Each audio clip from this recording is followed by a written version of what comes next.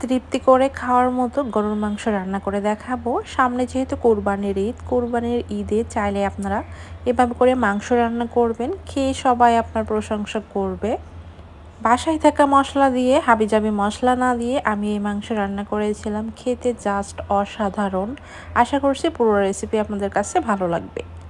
2 KG পরিমাণে মাংস রান্না করব, এর জন্য দিয়েছি আমি হাফ কাপের থেকে একটু পরিমাণে বেশি সয়াবিন তেল, আর দিয়েছি 1 কাপ পরিমাণে পেঁয়াজ কুচি। এখন পেঁয়াজটা হালকা একটু ভেজে নিচ্ছি।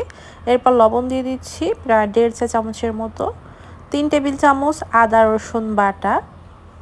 গরুর মাংসে যদি চর্বির পরিমাণ বেশি থাকে তাহলে তেলের পরিমাণ কমিয়ে দিবেন।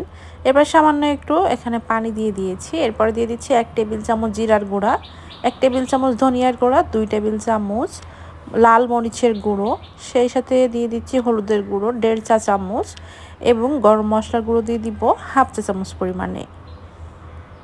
এখন এই মশলাটা আমি ভুনা করে নিচ্ছি। আর অবশ্যই মশলাটা দেওয়ার আগে সামান্য একটু পানি দিয়ে দিবেন, এতে করে এই মশলাটা পুড়ে যাবে না।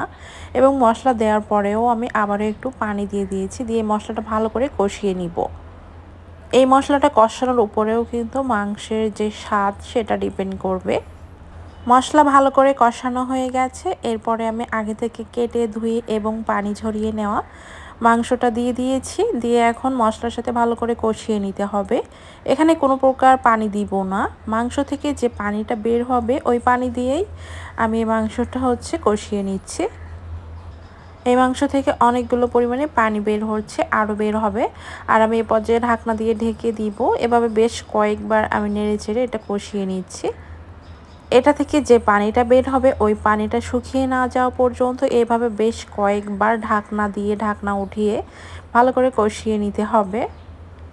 আমাদের অঞ্চলেই এভাবে মশলা কষিয়ে তারপরে কিন্তু মাংসটা রান্না করে। অনেক অঞ্চলে হাতে মাখিয়ে রান্না করে। তো দুইটা রান্না কিন্তু একদমই আলাদা, মানে 2 রকমের স্বাদ লাগে আমার কাছে। পার্সোনালি আমার কাছে এভাবে মশলা কষিয়ে মাংস রান্না করলে টেস্টটা ভালো আসে। তো এখানে মাংস ভালো করে কষিয়ে নিয়েছি। এরপরে অন্য পাশের চুলায় গরম পানি করেছিলাম, সেই পানিটা দিয়ে দিচ্ছি। অবশ্যই গরম পানি দিবেন, কারণ গরম পানি দিলে খুব দ্রুত সিদ্ধ হয়ে যাবে। আর যদি ঠান্ডা পানি দেন সেক্ষেত্রে মাংস সিদ্ধ হতে একটু দেরি হবে। পানি দিয়ে ঢেকে রেখে দিয়েছিলাম, ঝোলটা অনেকটাই কমে গেছে। এখন আমি এখানে একটু গরম মশলার গুঁড়া দিয়ে দিচ্ছি। এটা বাজারের কেনা গরম মশলা, রেডিমেড। এবং এখানে একটু ভাজা জিরার গুঁড়া দিয়ে দিচ্ছি হাফ চা চামচ পরিমাণে। দিয়ে এখন আমি এখানে দিয়ে দিচ্ছি আস্ত কয়েকটা কাঁচামরিচ, এটা দিলে খুব সুন্দর একটা ফ্লেভার আসবে। কাঁচামরিচটা অবশ্যই লাস্টের দিকে দিবেন, এতে করে খুব সুন্দর ফ্লেভার ছড়াবে। ঝোলটা আর একটু কমে গেলে এবং গামাখা ঝোল চলে আসলে তারপর কিন্তু আমি নামিয়ে ফেলবো। তো এখানে রান্নাটা হয়ে গেছে আর আমি চুলাটা বন্ধ করে দিচ্ছি।